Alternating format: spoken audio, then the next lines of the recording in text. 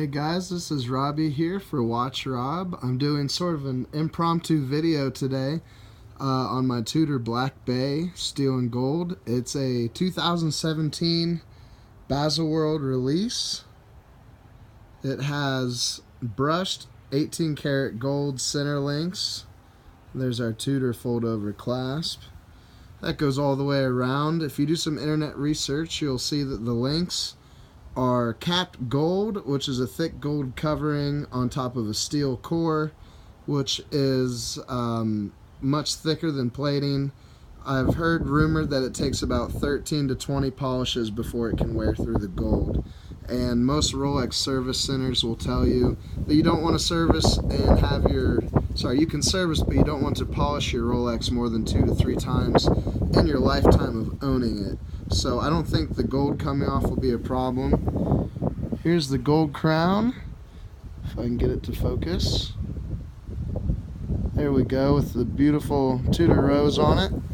And then the actual bezel here is 18 karat gold, solid, as well as an aluminum painted bezel insert. We have a sapphire box crystal for the glass. And as far as I can tell, it's gold hands. And then there's that box crystal sitting up above, and you can see how gorgeous it is with the sunlight out here today. It's about 5 o'clock in the afternoon here, November, nice fall weather. The sun just looks gorgeous on this matte dial. It has a special raising to it that plays well with the light, and then a white date disc. And this is sort of like a gilt dial like the old Rolex divers of the 60s would have. Let's talk about accuracy. Since this has the new in-house movement, I've been super impressed with the accuracy.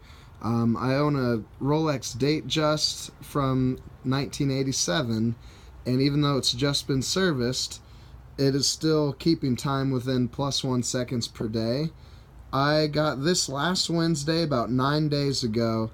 Have worn it just about every single day, and within 9 days it's just now keeping time at +3 seconds in 9 days. So that is positive 0.333 seconds a day, even more reliable and accurate than my Rolex is. So very amazing. I'm going to put the phone down for a second so I can take off the watch and let you guys see it in better detail.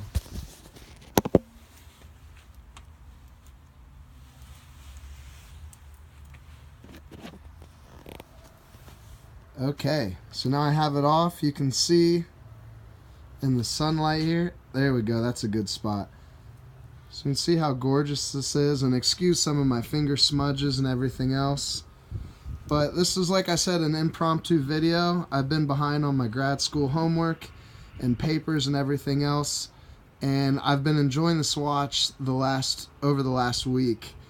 And in due time, when I'm not as busy, I will get you guys a review in depth of this watch that is the quality that you come to expect, and hopefully even more from my videos in store. And real quick, let me flip this again. You can see the faux rivet bracelets, and down here closer to my finger is the actual screw that's hidden next to the rivets that you would use to size your bracelet.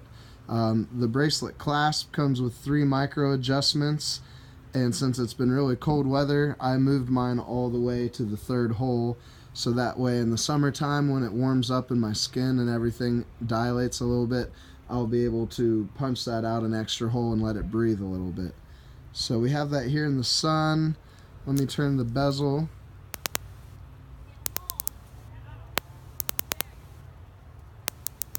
So if you can hear, it's very audible, very snappy. It's a 60-click bezel. I used to really prefer the 120-click bezels like on the Submariner, but this is actually, I think it's a little bit more useful because I don't have to go in between each minute with that half click. This does 1 full click each minute, and I'm typically timing things by the minute, whether it's cooking or teaching a class or doing something where I need to watch how much time I have left. So I think that'll do it for me today. I just wanted to give you guys a really quick view of how gorgeous this new Tudor Black Bay is. If you get the chance, hold this in your hands in person at an authorized dealer. It'll absolutely blow you away.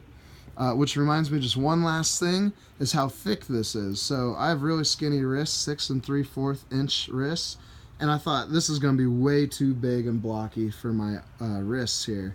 And it's not. It fit under a dress cuff perfectly in the store on the leather, and now I have the real one myself here on the bracelet, and it fits really well and fits really comfortable with this bracelet as well. And you really can't go wrong with it. It's not too big at all like I thought it would be, even though it's thicker than the ETA version with this in-house movement. Well worth upgrading to the in-house. Definitely the accuracy and reliability is there. And one last little bit I want to let you guys see. When it's a little darker, you can see what's left of the sun hitting those gold hands. You can watch it shimmer to a golden color. It's darked out from my fat head, and then the light shimmering on that. Very pretty. So thank you guys. That's it for today. Please subscribe and look forward very soon in the next couple weeks for a 2-week on the wrist review and a super in-depth review where I go over all the specs and give you everything you guys are lusting for. So thank you very much and have a great weekend.